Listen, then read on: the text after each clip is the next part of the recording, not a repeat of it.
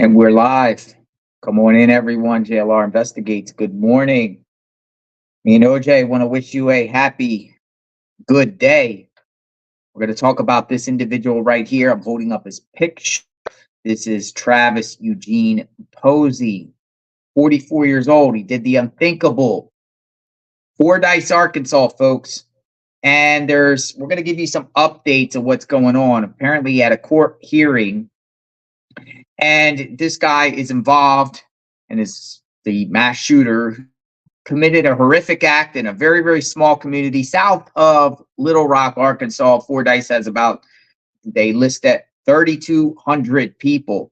And outside a grocery store called the Mad Butcher, about a week ago, on the 21st, he did the unthinkable, a complete mass shooting. Killed 4 people. 3 of the 4 were elderly. One was a female in her early 20s, a nurse that I read. It's so terrible, shocking. This is the third. I read that this is the third mass shooting at a grocery store in the last few years. What in the world is going on? Not much information about this guy. And I had to clean up his photo a little bit because I was shocked that the mugshot was very grainy. I don't know if you guys noticed that, his mugshot, the only photo circulating of this guy that I've seen. But we're going to give you some new updates, some new information. He had a court hearing, so I'm going to play this first clip here. There was a reporter that was actually in the court hearing. It wasn't live. The court hearing wasn't live. But this will share a little bit of idea what happened in court, where he was at. And we're going to play this first clip right here. Check it out. Mass shooting in Fordyce on Friday. The man accused of shooting over a dozen people at the Mad Butcher grocery store last week, pleading not guilty today in his first court appearance. Thanks so much for joining us tonight. I'm Laura Monteverdi. Hello, good evening, everybody. Bob Clausen. Travis Posey is facing multiple counts of capital murder. Our Talisa Hampton was in the courtroom today. Talisa, what more did we find out? Well, this was the door that Travis Posey walked out of in an orange jumpsuit, standing right here next to his attorney during his first court appearance since that Fordyce mass shooting on June 21st. And during this entire thing, majority of the time, he kept his head down and he didn't say a word. The judge today was Judge Ryan Phillips. He said during today's first appearance for Travis Eugene Posey, who was 44 years old, that it was not an arraignment or a trial, but instead to discuss probable cause, the defendant's rights, and bond. Posey is facing 4 counts of capital murder and 10 counts of attempted capital murder. If convicted, he faces life in prison or the death penalty. Greg Parrish, he is the attorney defending Posey. He said that Posey understood his rights, and he also said that they already sent a probable cause affidavit to the court, which was reviewed by the judge. Now, Philip Stone, he was representing the state. He requested for the judge to have no bond be given to Posey because this is a capital case and Posey is a danger to the community. That was granted by the judge. Travis's attorney made the plea of not guilty. I did ask his attorney why. He said that was because it was a formality. His attorney also said that the future proceedings will be held in Dallas County. I am told that Posey will remain here until he is moved, and we should have more information later through the week on this case. Reporting in Ouachita County, I'm Talisa Hampton. Back to you. Ouachita County, the crime, it seems like occurred in Dallas County, but he's held in Ouachita County.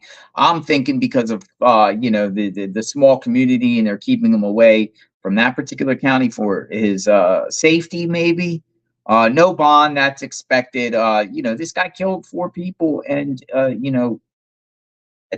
just pulled out weapons and just opened fire on innocent people. Why? Why does these things happen? How did this happen? What's going on through this guy's mind? Now, I did a little extensive, there's not much information out on him. We always try to do a dig dive into these people. And really the only thing I found was 2 things. I found that he owned some sort of tree cutting business. And then he's also, now this might be the motive, but he's a sovereign citizen. He has made, and when we talk about sovereign citizen, I don't know if you guys remember, but the God's Misfits out there in Oklahoma, sovereign citizens, They do not believe in government. They're anti-government. They don't believe in paying taxes. They feel like they're free to do whatever they want. This guy has filed, the way I looked at it, numerous UCC filings against, places where he got credit and tractor equipment and different types of or equipment for his job because he cuts trees. That shows to me he's like maybe like hostile and anti-government and hates the world type of deal. These UCC people are very, very strange and bizarre, to be honest, and wouldn't be surprising with these filings that I read that he would at one point try to defend himself in court with this particular crime or try to, act funny in court or act froggy and fire his attorneys and do all that wild stuff. So it remains to be seen on that.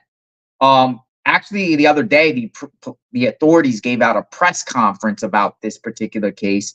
I want to get some details. We're following this case, and I want to know more about this guy. So let's listen to the police press conference to get an understanding of what they say happened that day, June 21st, 2024. Good afternoon. I'm Colonel Mike Hager. I appreciate you coming. Every trooper in my organization has heard me use the following quote: "People sleep peacefully in their beds at night only because rough men stand ready to face violence on their behalf." Although the community of Fordyce experienced unspeakable violence on Friday, we're blessed by God to have rough men who stood ready and they raced to take care of their fellow citizens. Officers were on scene in less than 3 minutes. From the time the first shot was fired and the time the suspect was down was less than 5 minutes. The primary thing I want to do today is thank the 6 law enforcement officers who were on the scene during the shooting. All of them were either with the Fordyce Police Department or the Dallas County Sheriff's Office. One of the officers worked for both agencies. These men worked together to stop the man, who I'll refer to as the suspect, as I walk you through a summary of what occurred. These men responded to a call from civilians who were taking fire. These civilians were their friends and their neighbors. They all had active shooter training, and most of them had prior military experience. These officers used that experience in their years of public service to eliminate the threat quickly. We know the suspect arrived at the Mad Butcher armed with a 12-gauge shotgun and a pistol. The suspect also had a bandolier with dozens of extra shotgun rounds on his person. We believe most, if not all, of the rounds fired by the suspect were from the shotgun.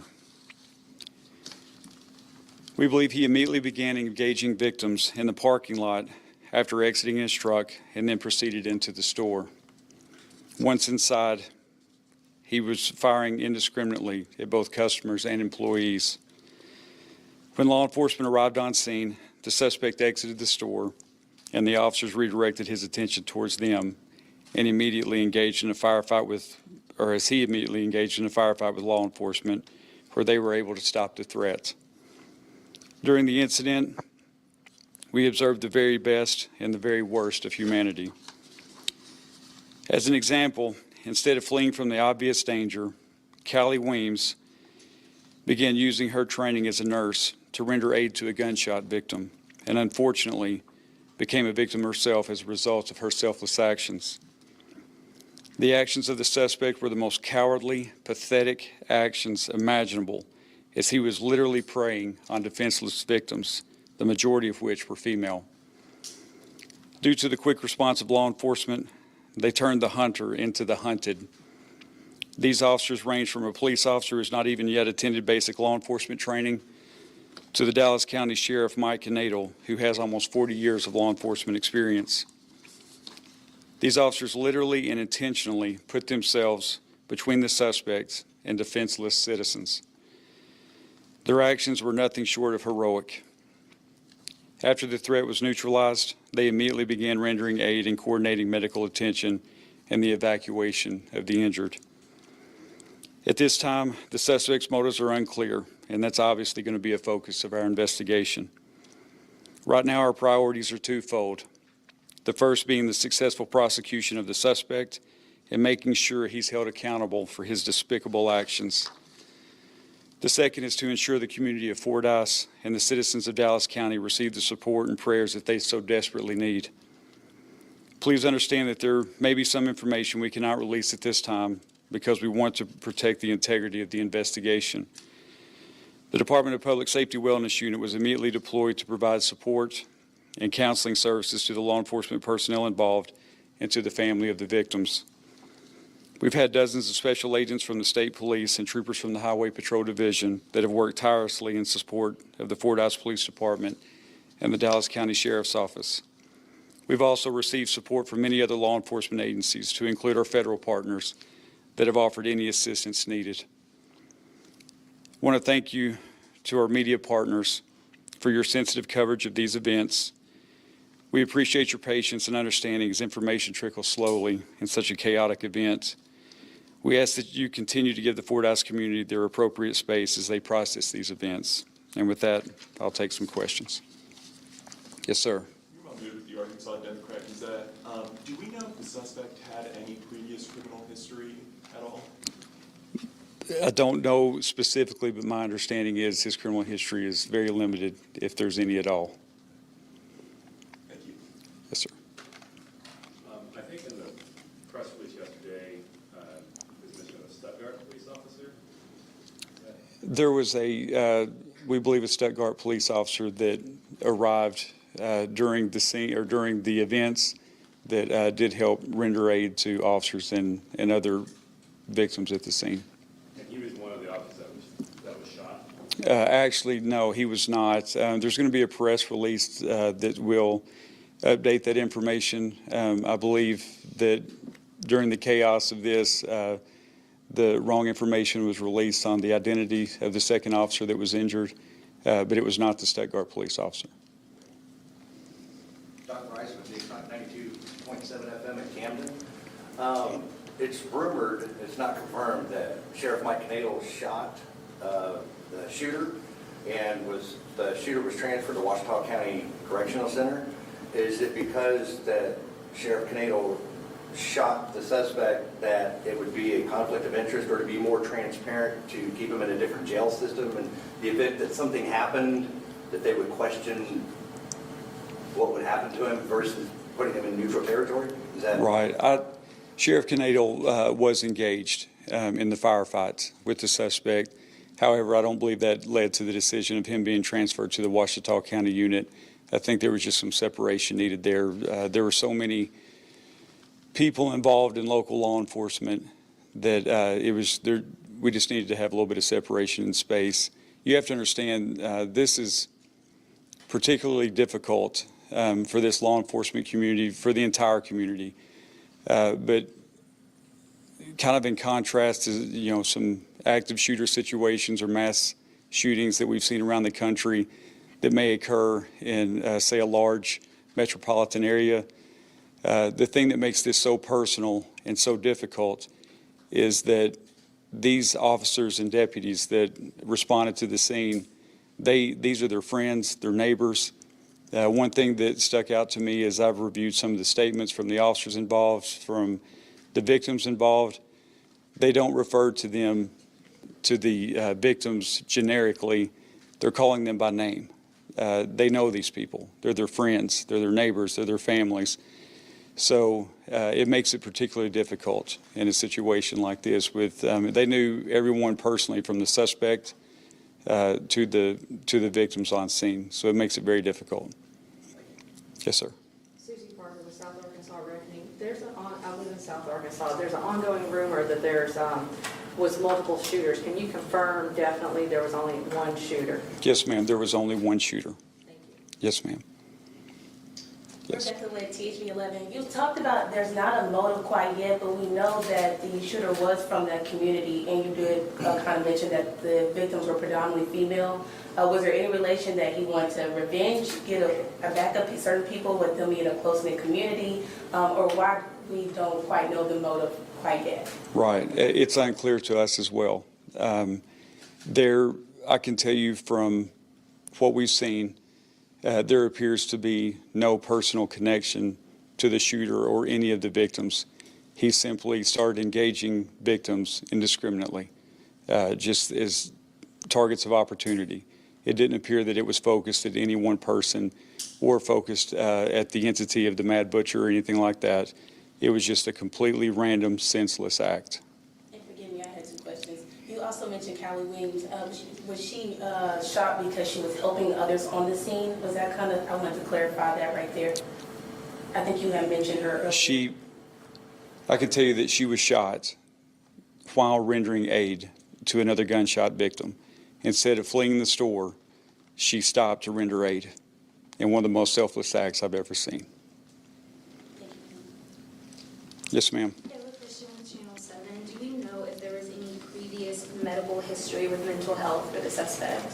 No, ma'am. I'm not aware of that. That's obviously something that will be the focus of the investigation. Yes, ma'am.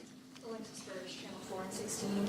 Do you have a number of rounds that were fired or also a duration of the event?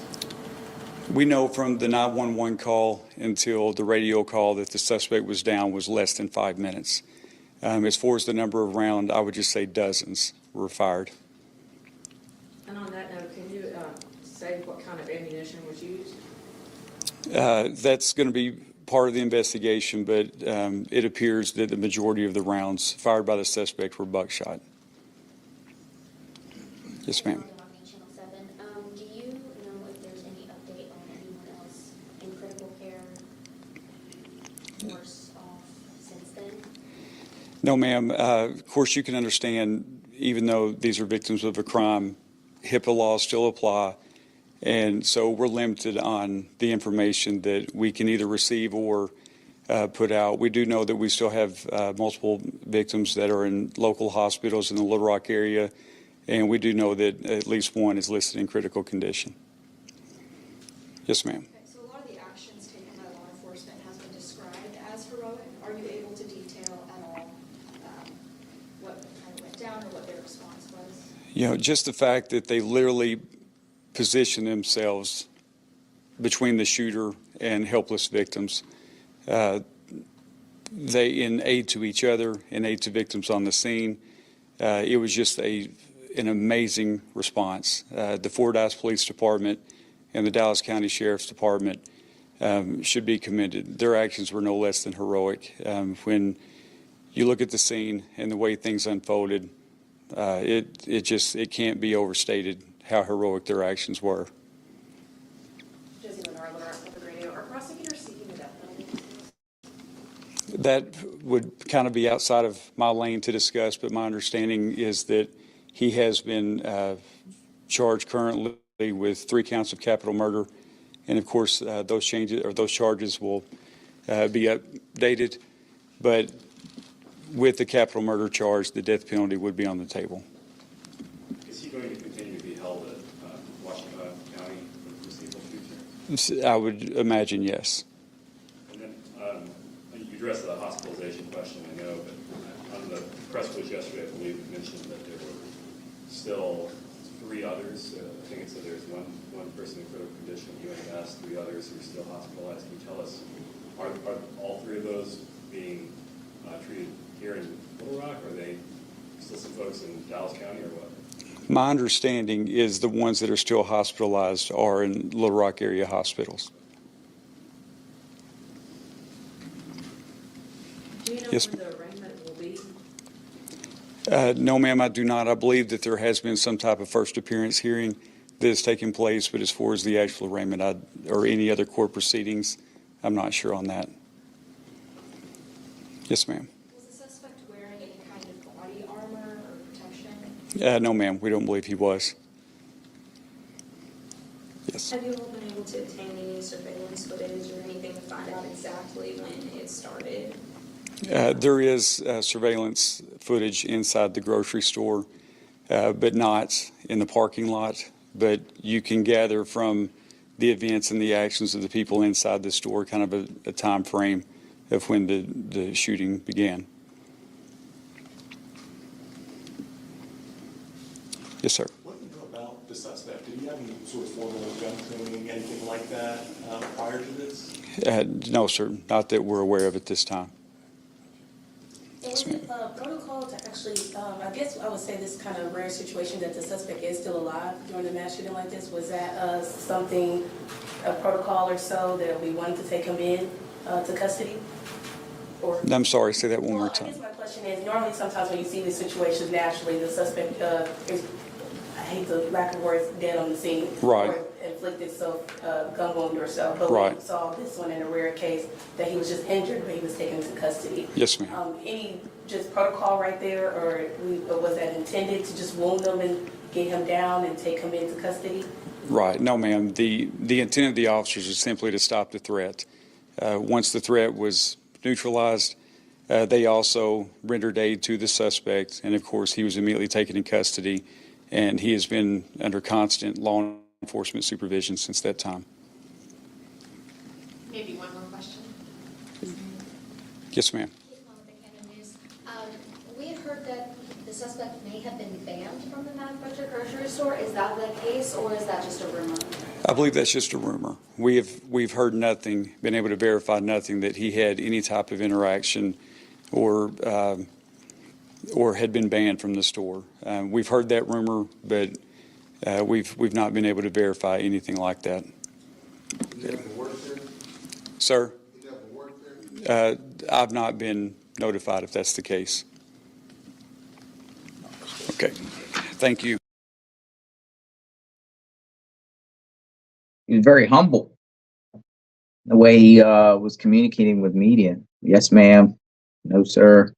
Yes, sir. No, ma'am.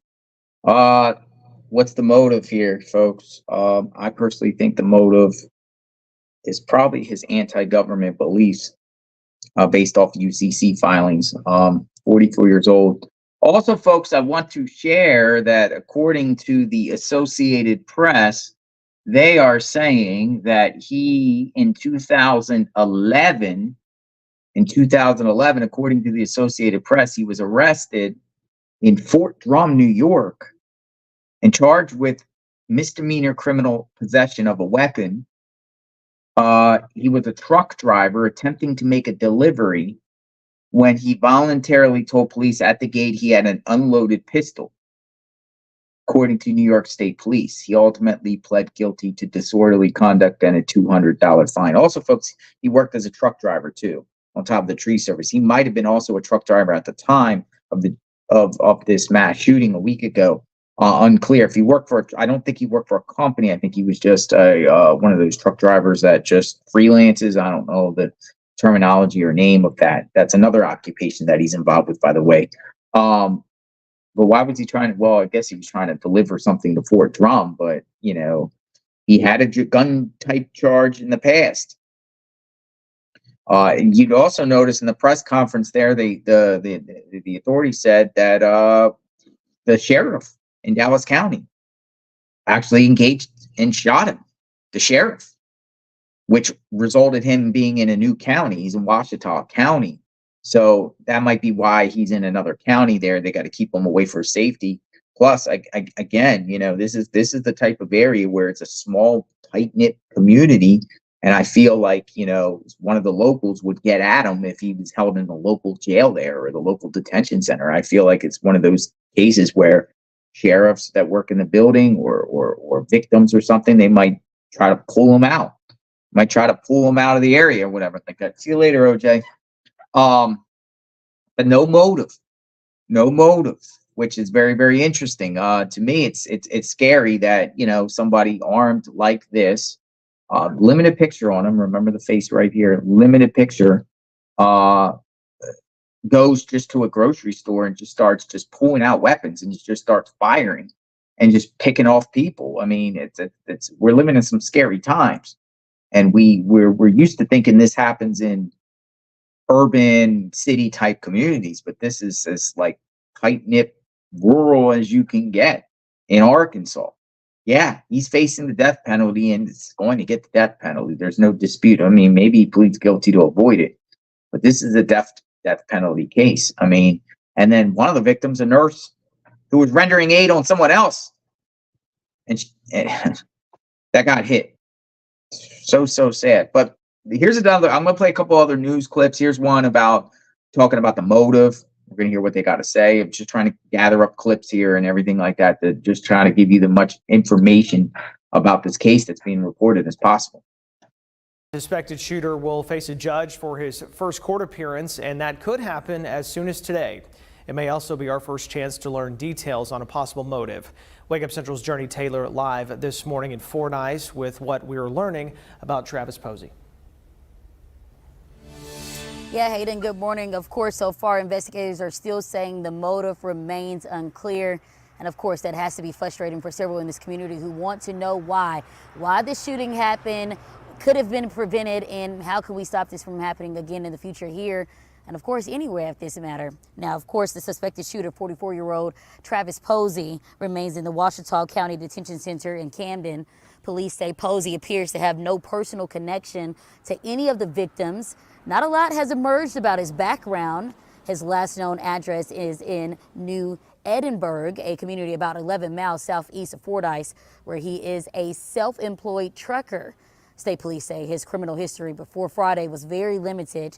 They say he fired randomly at people at the Mad Butcher grocery store using a 12-gauge shotgun with dozens of extra rounds. We believe he immediately began engaging victims in the parking lot after exiting his truck and then proceeded into the store. Once inside, he was firing indiscriminately at both customers and employees. A state police spokesperson said she believed Posey has an attorney or had one. He'll be charged with 4 counts of capital murder, which would make him eligible for the death penalty if convicted. Now, back out here live, you can still see several candles lit, each bearing the name of a person shot on Friday. It was right here with hundreds of people gathered last night to mourn the loss of their family, friends, and neighbors. Some of the victims, or the families of the victims, were here last night to thank the officers and deputies for their heroic actions. People here in Fordyce in the surrounding area wanted to come and offer their support and love to the families affected, while local pastors offered words of encouragement.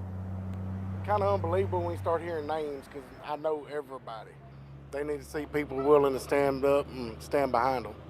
And those of us that's thankful that it wasn't us that was here, we need to remember that there was those that was here that suffered consequences of an act of violence that they did not deserve, that they wasn't a part of. The shooting not only affected people here in Fordyce, but all over South Arkansas and Arkansas, of course. Some of the victims' families worked in neighboring communities, so this crime is taking a toll on this entire region and the state. There are several GoFundMe pages up right now to help pay for the victims' funerals. Now, we did learn that the grocery store has remained closed, but from the Democrat Gazette, the mayor told them that the grocery store he thought could reopen because it is the only grocery store within 30 miles of Fordyce. In Fordyce, I'm Journey Taylor for Wake Up Central. Certainly every Arkansan with their minds on Fordyce this morning. Thank you, Journey. Wow. See how these terrible crimes affect communities? I mean, the grocery store might be back open now a week later, but, you know, closed indefinitely for a while at least. And, you know, it's the only grocery store within, 30 miles of that location. And, just all of us, folks, any of us could have been a victim. Any of us. I mean, you go out there every day, you go shopping and do your everyday life. And just imagine, you just go into a grocery store, a gas station, wherever, and you get out of your vehicle, and then there's just some madman with guns there just shooting at anything or everyone. It's scary. We're living at scary times. It seems like he just was mad at the world. We're gonna play a clip of a witness. The witness was speaking. We're gonna get more information. I want to try to give you guys out the best possible information about this case. So we'll hear this clip. Heaviness. And when you talk to people who were in the grocery store who saw the shooting, they still can't believe it either. They still have that heartbreak. And I spoke with one woman who was shopping with her family, grabbed her family members, and just ran in a cooler to hide. They got ready to close the freezer. Mom was like, can we get in with y'all? So we got in, and when we got in, the woman was like, what's going on? Was like, they shooting. So then that's when she had got like this long stick thing. We had put it in front of the door. Like, we didn't have no service in there or nothing, so we couldn't call nobody. So like I said, it was just a regular day, and it just all happened so fast. It was pretty wild this morning. I just pulled into the station next to our local grocery store to get some, and we heard some popping going off. And at first we thought maybe it was the fireworks stand. And then we heard the sirens coming and the police pulling up, and people started running all over the place. And I'd noticed one of the victims on the ground. I'm kind of shaken up. It was something like you'd see on TV. It was definitely shots fired continuously. I was listening, and all of a sudden, it just broke loose. It's like you see on TV: pow, pow, pow, pow, shotguns and small arms fire. I'm a former police officer, so I was armed. And I let these people know that that they would be safe inside the building with us. And we had a lot of kids that was really traumatized. Probably knew most of the people. Small town. Small town, yeah. Have you seen anything like this before? Never. This doesn't happen here. And this is the only grocery store in town, so a lot of other people that came to the scene afterwards, heard from friends, saw on social media, all had that feeling. They told me that that could have been me. So there definitely are a lot of emotions all throughout Fordyce tonight for anyone who knows anyone who may have been in that store. Now, it's a tough scene here, and I know we'll continue covering this and continue getting more information. Faith? Sarah, just truly unbelievable. Still trying to grapple with everything that happened, but you're actually live where this all happened earlier today, and you've been there all day. We know roads were closed earlier. So what can you tell us about things right now? Yeah, Faith, a lot of those evidence markers have been cleaned up. A lot of the police cars have left. The road is open behind me, and now they're towing out cars with bullet holes in them. So definitely still figuring out what happened. We can see police still in the store, still assessing the scene. But outside the store, there's a new sign up tonight. We don't know when it was put up or by who, but I know it's an important message for a lot of people in Fordyce tonight. Just pray for Fordyce. A lot of thoughts with this town as they go through this tragedy. Definitely a hard scene to be at, to speak to these people, and now as Arkansans really follow this as well. So, but we're going to continue this coverage. But for now, reporting in Fordyce, Sarah Horbackowitz, THV 11 News. I'll send it back to you. Wow. Bullet holes on vehicles. You heard not just from one witness, but multiple witnesses. It's always good to hear witnesses' perspective when these things are going down and what they do. Apparently the girl said in the store they were trying to block the door. Just imagine that. Just imagine being in any of those people's shoes. Quite terrifying. And again, it can happen to any one of us. I try to really dig deeply into the effects of what victims go through. And I can't imagine. I mean, I don't know what I would do in that situation. I don't know if I would run. I don't know if I would duck. I don't know if I would be a deer in headlights and stand there frozen. It's just mass chaos, and I can't imagine. All because of one evil monster, or there's evil monsters. There's multiple people do this at once at some places. It's just scary. It's very, very scary. I want to share this right here because it's hard to see, but it's Fordyce Strong.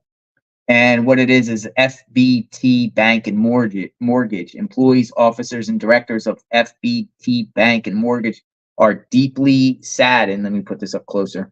Are deeply saddened by the tragedy that occurred at the Mad Butcher in Fordyce on June 21st. We are a community bank, and Fordyce is our home. God has blessed our bank, and He has led FBT to be a blessing as we have covered the funeral expenses for the 4 people who lost their lives in the mass shooting.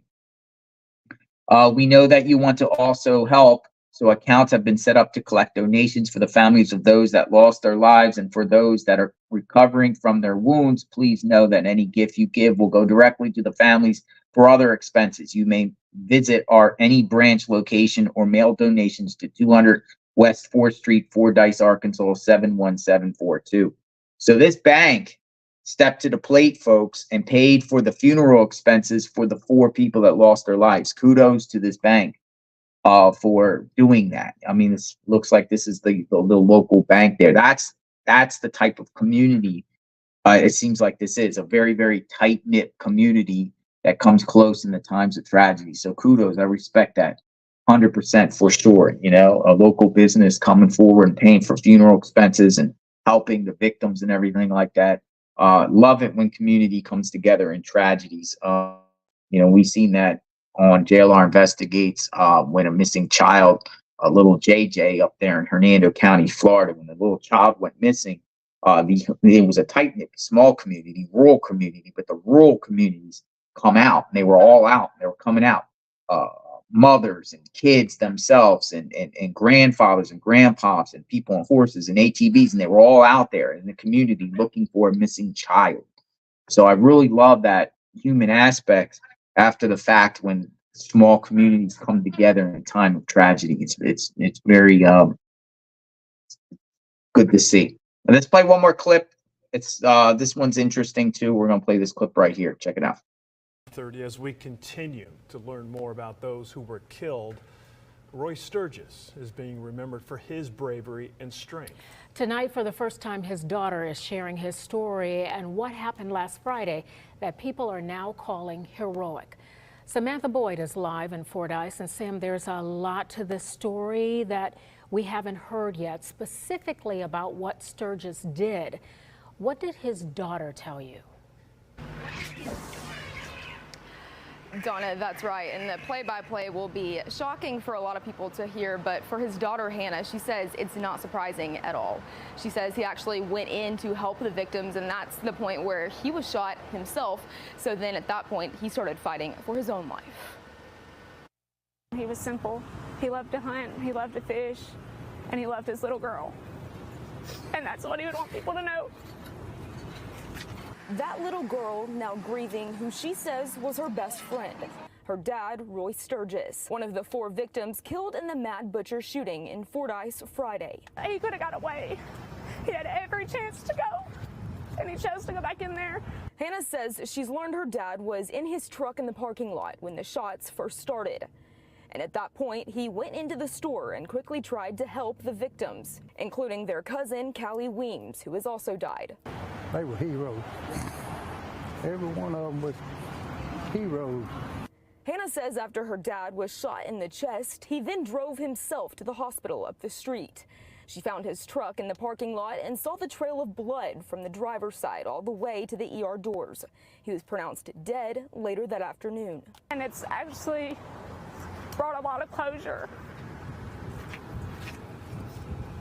knowing how strong he was to be able to do that. It's made me a lot stronger too. Hannah says there's one other big thing helping her in these heartbreaking first few days without her dad. Their final text exchange. I actually got a message from him at 7:30 Friday morning that said, like he did every single morning, it said, "Good morning, love you all my heart, have a great day."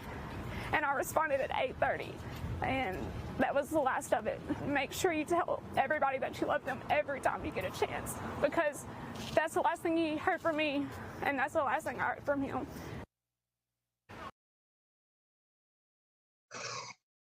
Sad. You know, you go outside and you never know what you face when you go outside every day. So just be mindful of that, folks. You never know what you're going to face when you go outside. So I'll keep you informed of this particular case of Sturgis family and also the 3 other victims' families. Terrible, terrible, terrible, terrible. This guy's going to be held accountable. I don't think this guy's getting out, and I think he's ultimately going to get capital punishment. But why? Why does these things happen?